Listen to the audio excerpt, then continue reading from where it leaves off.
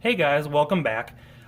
Today we're going to be taking a look at ammo stockpiles, how much you should have, how you should store them, and whether or not it's a good idea.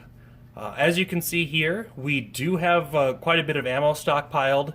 The best way you're going to be able to keep your ammo for a long time without getting any corrosion or problems with it is in a rubber O-ring sealed ammo can, and also with a desiccant pack inside, something to absorb the moisture.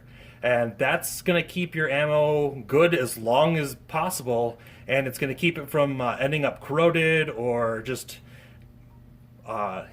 ineffective in any way. So we organize our ammunition by caliber. As you can see, the top shelf on the left is 22, then right below it is 9mm.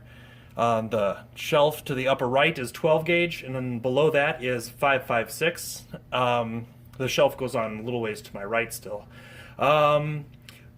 We have these organized generally by type, by bullet weight, and as you can also see, some of them are specifically labeled with orange reflective tape and are also labeled as to exactly what's inside it.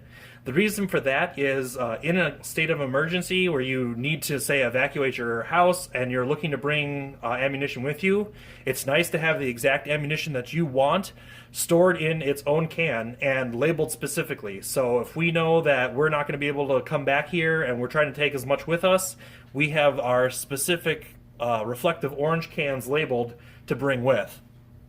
Now, how much ammunition do you need and would you bring with in a situation like that? Obviously, people will tell you as much as you can carry. People will tell you you should have 10,000 rounds of each caliber in your house. That, I guess, is very subjective to several things. First off being the number of firearms you have in that caliber. When we're looking at how much you should have, the general rule of thumb is 2,000 rounds per firearm that shoots that caliber.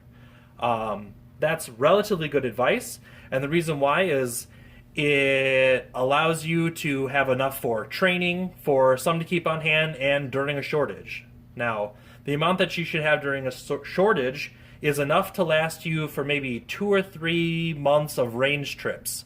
Just in case you want to go to the range, you are out of ammunition, you go to the store and there isn't any available, kind of ruins your day, you're not going to be able to go.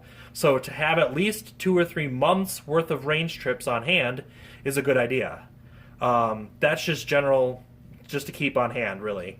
For a major shortage like we saw with 22 LR and sometimes with 9mm and 5.56, depending on what's going on in the news and media and politics, you might want to have enough for 2 to 3 years worth of range trips. Now, for me, that number actually also coincides with the 2,000 rounds per caliber per firearm. I just tend to have roughly 2,000 rounds for just about every firearm I own. That means that if I only wanted to shoot that gun at the range for the next 2 years or so, I would have enough to shoot. If I ran into a situation where we were completely without ammo and that was all that was left, I could make it last for much longer than that, obviously by rotating through firearms and the amounts that I have of different types of ammunition as well.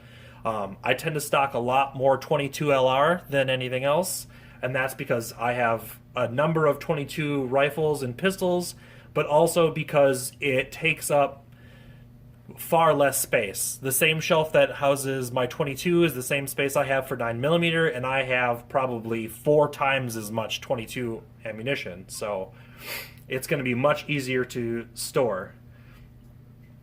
So, when considering how much ammunition you need to have on hand, you have to consider how much you go shooting, how much you shoot in one trip to the range, whether or not you believe you'll be able to find that ammunition the next time you go out, and also whether or not we're going to be looking at a long-term shortage. So, like I said, the rule of thumb then is generally 2,000 rounds per firearm that uses that ammunition.